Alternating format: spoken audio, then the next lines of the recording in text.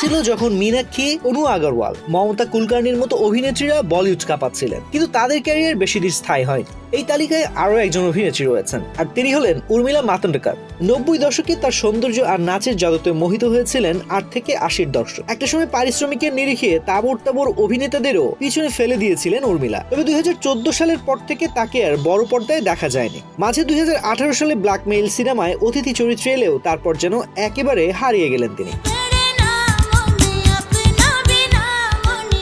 উর্মিলার এই আকস্মিক হারিয়ে যাওয়ার পেছনে একাধিক কারণ রয়েছে বলে মনে করেন চলচ্চিত্র বিশেষজ্ঞরা। তার ক্যারিয়ারের অন্যতম টার্নিং পয়েন্ট ছিল পরিচালক রাম গোপাল ভার্মার সঙ্গে সম্পর্ক। শোনা যায় এই সম্পর্কের কারণে তিনি অন্য পরিচালকদের সঙ্গে কাজ করা বন্ধ করে দিয়েছিলেন, যা তার ক্যারিয়ারের জন্য মারাত্মক ক্ষতিকর ছিল। উর্মিলার সঙ্গে পরকীয়া সম্পর্কের খবরটি রাম গোপালের স্ত্রী রত্নার কানেও পৌঁছেছিল। এ নিয়ে দাম্পত্য জীবনে বড় জটিলতা তৈরি হয়েছিল। জানা যায় এজন্য উর্মিলাকে থাপ্পড় মেরেছিলেন রত্না। এরপর রাম গোপাল ভার্মা রত্নার সঙ্গে বিবাহিত জীবনের ইতি টানেন এবং উর্মিলাকে নিয়ে সিনেমা নির্মাণ বন্ধ করে দেন। এই ঘটনায় উর্মিলার অভিনয় ক্যারিয়ার ধ্বংস করে দেয় এবং চলচ্চিত্র জগতও ছেড়ে দেন তিনি।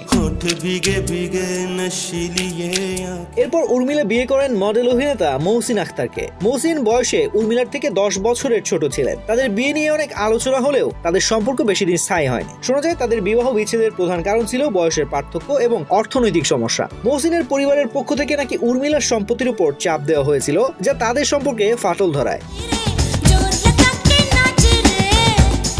উর্মিলার ক্যারিয়ার এবং ব্যক্তিগত জীবন দুটি ক্ষেত্রেই অনেক উত্থান পতন দেখা গেছে। তার অভিনয় প্রতিভা এবং জনপ্রিয়তা থাকা সত্ত্বেও কিছু ব্যক্তিগত সিদ্ধান্তের কারণে তার ক্যারিয়ার ক্ষতিগ্রস্ত হয়। বর্তমানে তিনি চলচ্চিত্র জগৎ থেকে দূরে থাকলেও তার ভক্তদের মনে তিনি আজও একজন প্রভাবশালী অভিনেত্রী হিসেবেই স্মরণীয়।